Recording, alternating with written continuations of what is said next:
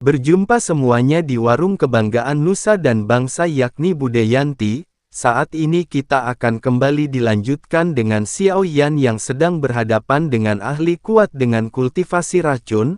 Xiao Yan memahami bahwa sosok ini sangat berhati-hati dan memilih lawan yang lebih lemah untuk memastikan kemenangannya. Sosok kurus itu memperlihatkan senyum tipis yang dingin, sementara tatapannya yang suram terus mengunci keberadaan Xiao Yan di tengah medan perang yang kacau.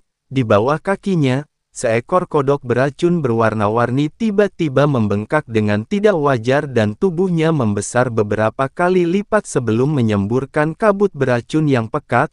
Kabut itu menyebar dengan cepat menelan setiap sudut medan pertempuran dan saat jari keriput sosok itu menyentuhnya dengan ringan, kodok tersebut mengeluarkan jeritan mengguncang jiwa. Bisul-bisul yang tumbuh pecah serempak memuntahkan cairan hijau kehitaman yang mengerikan. Cairan itu bercampur dengan kabut beracun hingga memenuhi domain racun yang menutupi seluruh ruang. Dimanapun racun itu menjalar, penghalang spasial yang kuat dan mampu memperbaiki diri sendiri mulai mendisis hebat. Penghalang itu tampak benar-benar terkorosi hingga berlubang-lubang. Meskipun kemampuan pemulihannya luar binasa, kecepatan kehancuran yang disebabkan oleh racun itu hampir menyaingi proses perbaikannya. Kabut beracun merasuk tanpa hambatan, menembus setiap celah ruang dan mengabaikan pertahanan apapun yang ada. Xiao Yan menyadari situasi genting tersebut lalu segera menekan peredaran ki dan darah di dalam tubuhnya. Dari garis keturunan dewa asli miliknya, Xiao Yan hanya mampu memperlambat penyebaran racun dan bukan menghentikannya sepenuhnya. Menyadari bahwa hasil pertempuran akan ditentukan dalam sekejap ini, Xiao Yan langsung mengaktifkan jiwa void dan melintasi ruang. Xiao Yan pada saat ini muncul tepat di hadapan sosok kurus tersebut. Karena tidak dapat mengandalkan kekuatan fisik sepenuhnya, Xiao Yan menggenggam erat pedang miliknya, dan tanpa ragu, Xiao Yan melancarkan tebasan 1000 musim semi. 3 gelombang energi pedang melesat berturut-turut, masing-masing lebih kuat dari yang sebelumnya. Bersama dengan hal itu, Xiao Yan mencengkeram kehampaan hingga terdengar retakan, seolah ruang itu sendiri terkoyak seperti kertas. Xiao Yan lanjut mengerahkan pedang ilahi pembelah langit dengan kekuatan penuh. Serangan itu melaju dengan ganas disertai pedang jantung pembunuh jiwa yang tak terlihat dan menargetkan jiwa lawan secara langsung. Xiao Yan memahami bahwa dirinya harus menyerang terlebih dahulu karena kehilangan kesempatan berarti membuka jalan bagi kehancuran. Menghadapi serangan mematikan tersebut, sosok kurus itu hanya sedikit mengangkat wajah pucatnya. Sementara itu, kilatan gelap seketika melintas di bawah tudungnya. Kodok beracun di bawah kakinya menggembungkan pipinya lalu menjulurkan lidah hitam beracun untuk menghadang serangan Xiao Yan. Namun ketika lidah itu bersentuhan dengan energi pedang, suara retakan keras seketika terdengar. Lidah beracun tersebut terbelah menjadi beberapa bagian dan tidak mampu menahan kekuatan serangan. Di saat yang sama, pedang jantung pembunuh jiwa milik Xiao Yan melesat menuju ke targetnya. Sosok kurus itu merasakan ancaman tersebut dan segera mengangkat tangan keringnya serta melepaskan kekuatan jiwa yang dahsyat hingga mampu menahan serangan jiwa Xiao Yan secara langsung. Dalam benturan singkat itu, Xiao Yan menyadari racun mematikan telah menyusup ke dalam tubuhnya. Meski telah berusaha menekan ki, darah racun itu tetap menemukan jalan untuk masuk. Tanpa membuang waktu, Xiao Yan menelan penawar racun dan mengaktifkan pil racun di dalam tubuhnya untuk menyerap racun yang menyebar. Namun meskipun begitu, racun yang masuk benar-benar terlalu kuat. Pil racun menyerap dengan panik, tetapi kecepatan penyerapannya tidak mampu mengimbangi laju penyebaran racun. Rasa sakit pada akhirnya menjalar ke seluruh tubuh, sementara urat-urat biru kehitaman mulai muncul di bawah kutil Xiao Yan. Xiao Yan menyadari bahwa racun ini jauh melampaui dugaan dan kekuatan jiwa lawannya ternyata sangat mengerikan. Dengan kondisi tubuh yang terus ditekan, keunggulan garis keturunan dewa asli tidak dapat dimanfaatkan sepenuhnya, terutama karena sifat racun yang menjadi kelemahan utama ras tersebut. Dalam kondisi kritis, pikiran Xiao Yan bergerak cepat mencari cara untuk memecahkan kebuntuan. Semua serangan sebelumnya gagal menembus pertahanan lawan, sementara kekuatan jiwa sosok kurus itu berada di tingkat yang sama dengan Xiao Yan, mengetahui bahwa hanya kekuatan sumbernya yang dapat mengubah keadaan. Xiao Yan pun segera bertindak. Dengan menahan rasa sakit yang luar biasa, Xiao Yan mulai memadatkan Angry Buddha Lotus Flame 3 warna. Selanjutnya teratai peti 3 warna juga dibentuk oleh Xiao Yan. Tanpa dukungan kekuatan fisik penuh, proses penggabungan kedua kekuatan ini menjadi sangat berbahaya. Namun Xiao Yan tidak memiliki pilihan lain selain mempertaruhkan nyawanya. Kedua teratai itu pada akhirnya dipaksa bertabrakan dan memicu ledakan energi yang mengerikan. Lengan Xiao Yan langsung bergetar hebat, tubuh fisiknya mulai hancur di bawah tekanan kekuatan tersebut, dagingnya terkoyak, tulang putih terlihat jelas, namun Xiao Yan tetap bertahan dan memaksa proses penggabungan terus berlangsung. Meski seluruh kekuatan telah dikerahkan, penggabungan itu masih belum berhasil. Dengan tekad yang semakin kuat, Xiao Yan akhirnya melepaskan penekanan pada darah dan ki miliknya. Segel bintang dewa asli di dahinya berkedip terang dan meningkatkan kekuatan tubuhnya secara drastis. Langkah ini sangat berbahaya karena racun mematikan berpeluang langsung menyerang jantung Xiao Yan. Namun Xiao Yan pada saat ini memilih untuk mempertaruhkan segalanya. Dengan dorongan terakhir teratai kembar petir dan api akhirnya terbentuk dan memancarkan aura kehancuran yang luar binasa. Tanpa ragu, Xiao Yan melepaskannya ke arah sosok kurus di hadapannya. Energi dahsyat itu menyapu kabut beracun dan menghancurkannya dengan brutal hingga mendidih dan terpecah. Ledakan besar pun terjadi, cahaya menyilaukan menelan segalanya, sementara gelombang kejut menghantam tubuh Xiao Yan yang telah hancur dan melemparkannya menjauh. Di tengah kehancuran itu, Xiao Yan tiba-tiba merasakan seluruh rasa sakitnya menghilang, racun yang sebelumnya menggerogoti tubuhnya, rasa dingin yang menusuk jiwa, serta kelelahan akibat meridian tersumbat semuanya lenyap seketika. Perasaan ringan yang aneh menyelimuti tubuh Xiao Yan seolah beban berat telah diangkat sepenuhnya.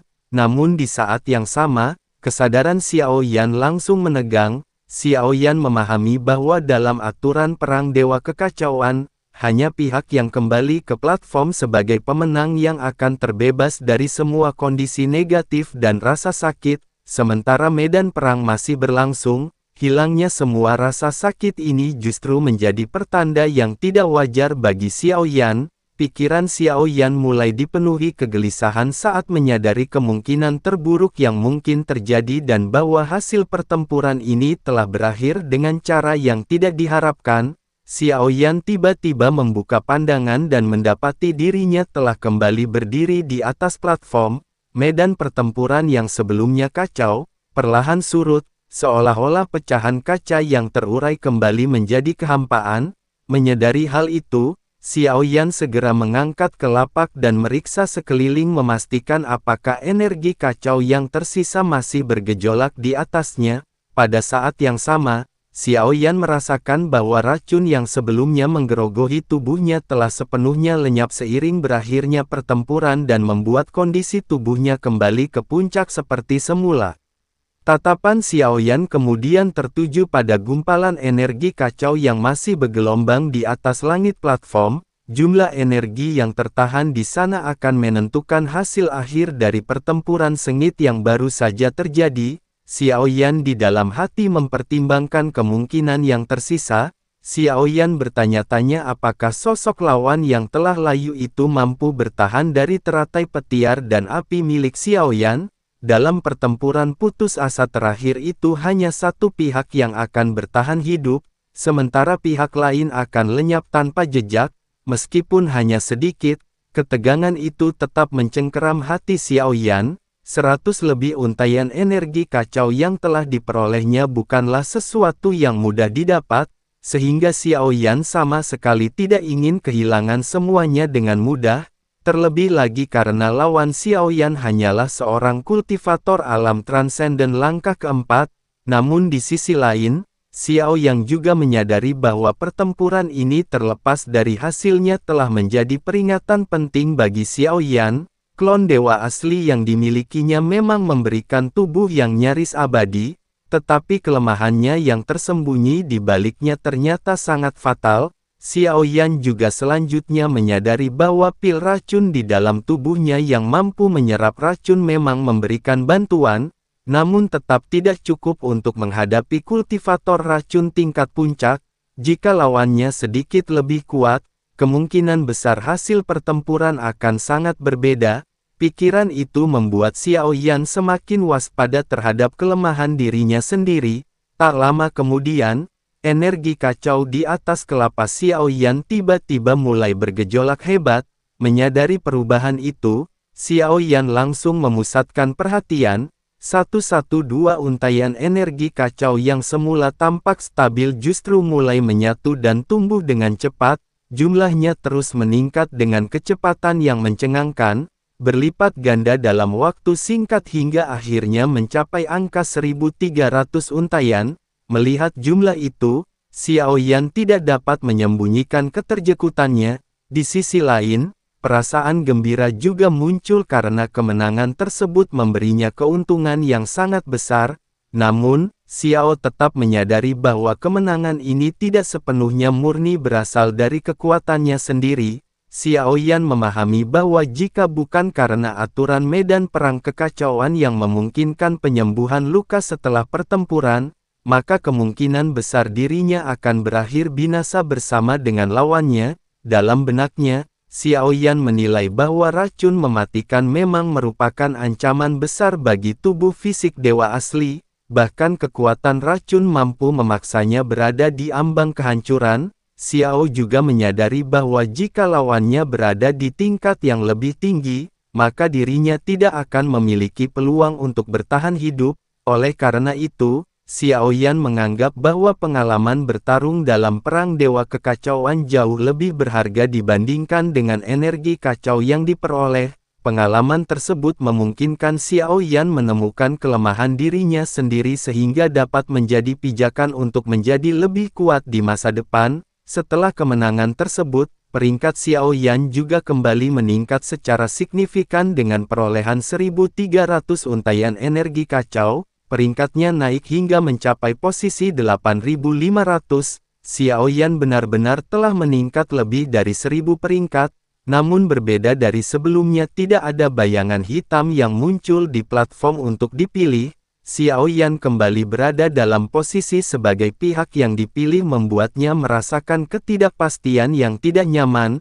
Xiao Yan pada saat ini merasakan sedikit kegelisahan tetapi juga tidak bisa menahan rasa pemasaran. Xiao Yang di dalam hati menyatakan bahwa meskipun lawan-lawannya sebelumnya sangat kuat, kemenangannya pada akhirnya tetap berada di tangannya. Xiao Yan ingin mengetahui sejauh mana batas kekuatannya saat ini dan seberapa tinggi dirinya dapat melangkah dalam perang dewa kekacauan ini.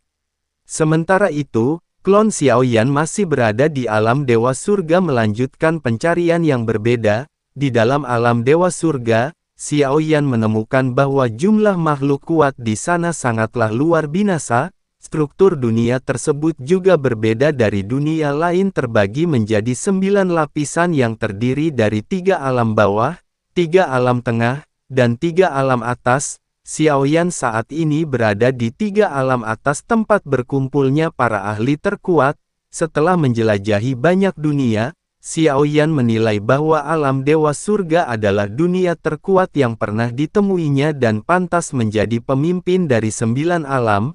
Namun ketika Xiao Yan sedang berkelana, tiba-tiba sebuah energi pedang melesat dan langsung menyelimuti tubuh Xiao Yan. Dalam sekejap, tubuh Xiao Yan membeku dan tidak mampu bergerak. Xiao Yan merasakan dinginnya energi pedang tersebut serta tanda aneh yang terukir di jiwanya dan membuatnya sepenuhnya terikat. Sesaat kemudian, suara dingin terdengar dan berkata bahwa Xiao Yan berani menentang segel budak pedang miliknya. Seiring suara itu meredak, energi pedang pun surut memperlihatkan sosok yang berdiri di atas pedang ilahi dengan tatapan tajam seperti kilat yang mengarah langsung kepada Xiao Yan.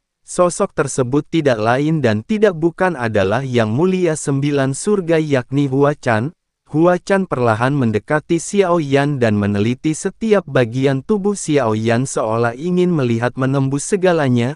Hua Chan lanjut berkata bahwa dirinya merasakan aura yang familiar dari Xiao Yan dan mempertanyakan keberadaan Ding Mo. Mendengar hal itu jantung Xiao Yan berdebar karena tidak menyangka bahwa Hua Chan mampu merasakan jejak aura dirinya dari medan perang kekacauan. Namun meskipun begitu, Xiao Yan tetap tenang dan menyampaikan bahwa dirinya tidak mengetahui apa yang dimaksud oleh Hua Chan. Xiao Yan hanya memberikan penghormatan singkat tanpa memberikan penjelasan lebih lanjut.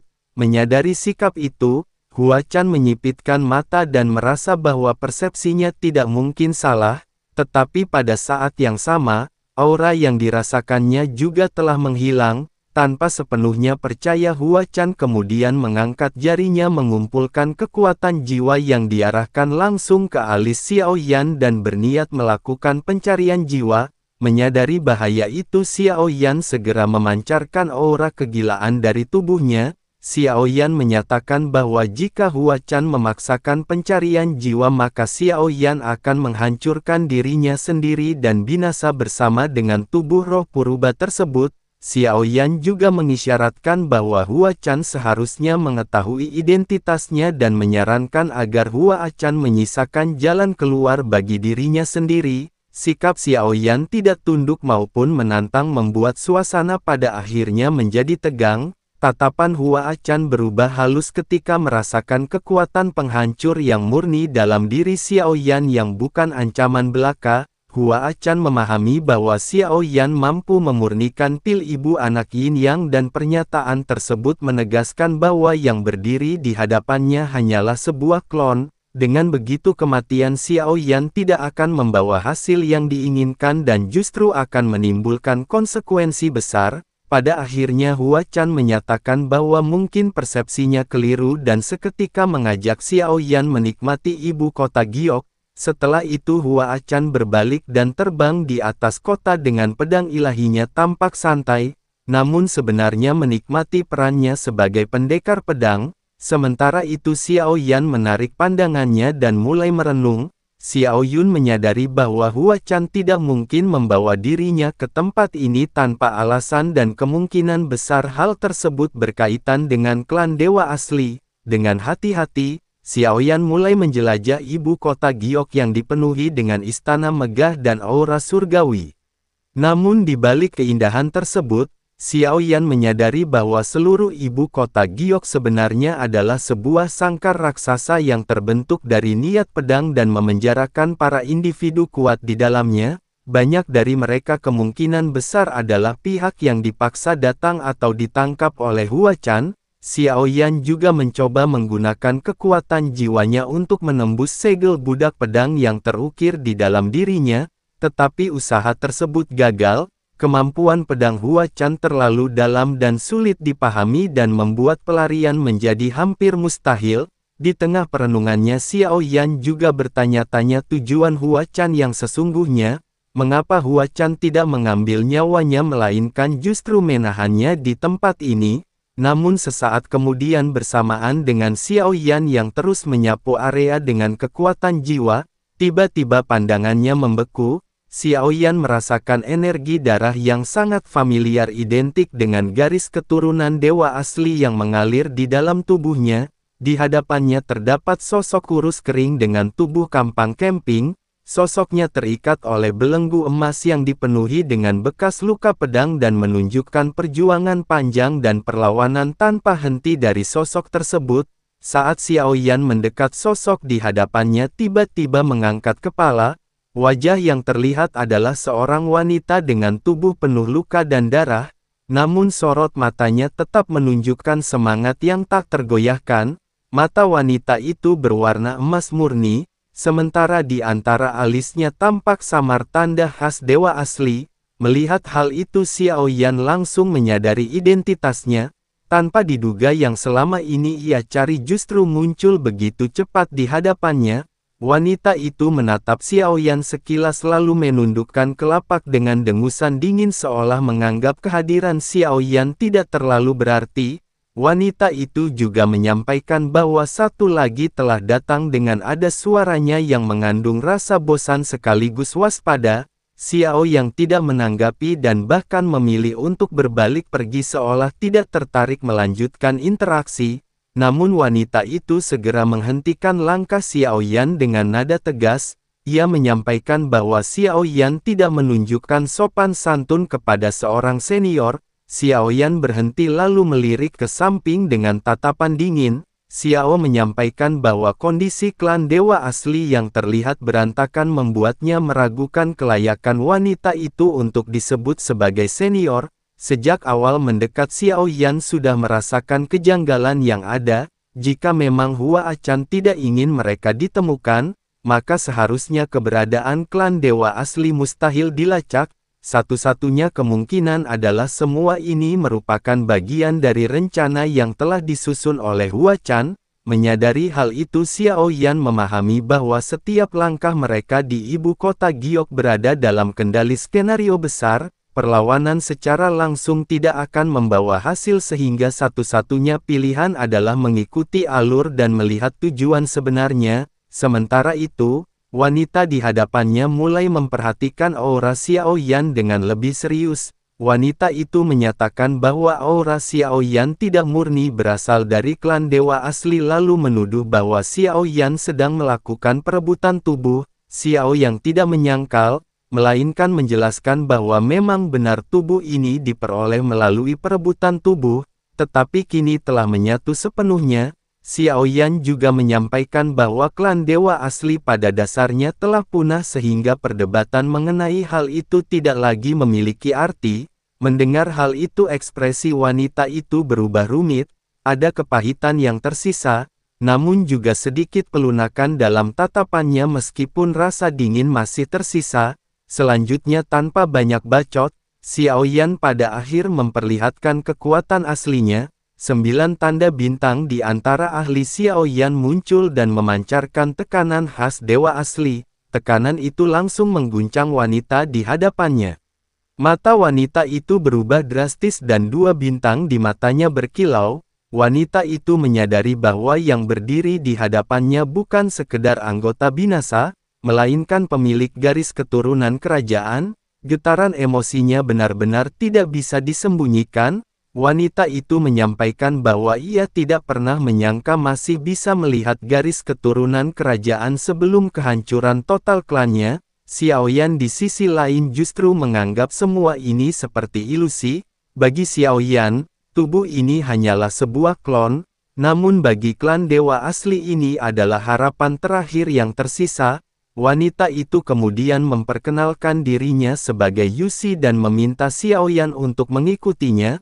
Tanpa banyak bertanya, Xiaoyan mengangguk dan berjalan di belakang Yusi menyusuri ibu kota Giok. Sepanjang perjalanan, Yusi menjelaskan bahwa klan dewa asli belum sepenuhnya musnah. Selain dirinya masih ada 3 anggota lain yang berada di tempat ini. Xiaoyan menanyakan apakah mereka semua ditahan. Namun pada saat ini Yusi seketika menyangkal pertanyaan Xiaoyan. Yusi menjelaskan bahwa tanpa campur tangan sosok yang disebut dengan Yang Mulia 9 surga kemungkinan besar mereka sudah mokat. Jawaban itu membuat Xiaoyan pada saat ini semakin waspada. Ada sesuatu yang tidak sesuai dengan dugaan awalnya, seolah rencana Hua Chan jauh lebih kompleks dari yang terlihat. Xiaoyan kemudian memperhatikan belenggu emas yang menembus tubuh Yusi dan menanyakan alasannya. Yusi menjelaskan bahwa itu merupakan bagian dari metode kultivasi yang ia jalani, yaitu jalan penderitaan. Dengan terus merasakan penderitaan, tubuh fisik akan menjadi semakin kuat. Setelah menjelaskan hal itu belenggu di tubuh Yusi tiba-tiba menghilang.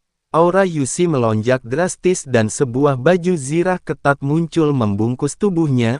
Penampilan Yusi juga seketika berubah total dari sosok yang tampak lemah dan berantakan kini menjadi pejuang dengan aura tajam dan penuh dengan kekuatan. Otot-ototnya tampak proporsional dan eksplosif sementara matanya menyala seperti api yang baru bangkit. Xiaoyan sempat terjek melihat perubahan drastis itu, namun memilih untuk menyimpan pertanyaannya.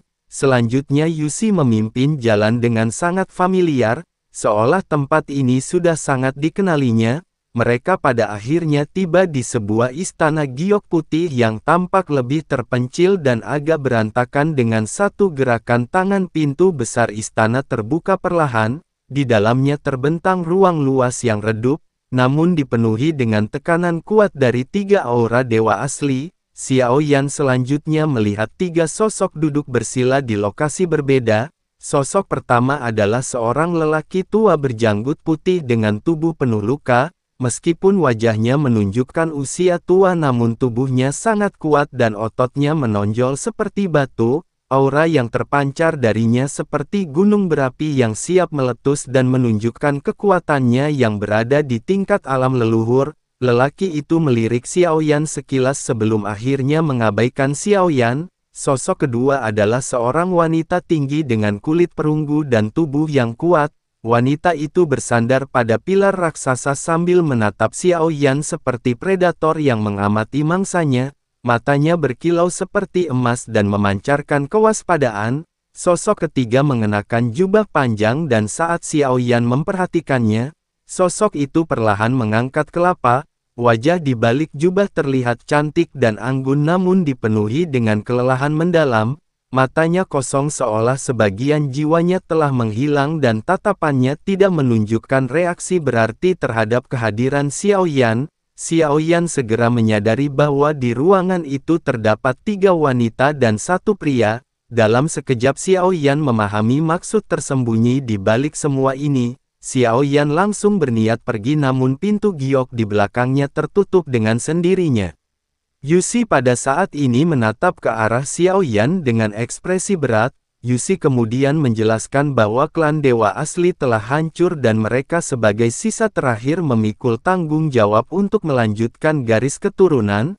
Yusi menyampaikan bahwa jika Xiaoyan sebagai pemilik garis keturunan kerajaan meninggalkan keturunan, maka harapan untuk menghidupkan kembali klan akan terbuka.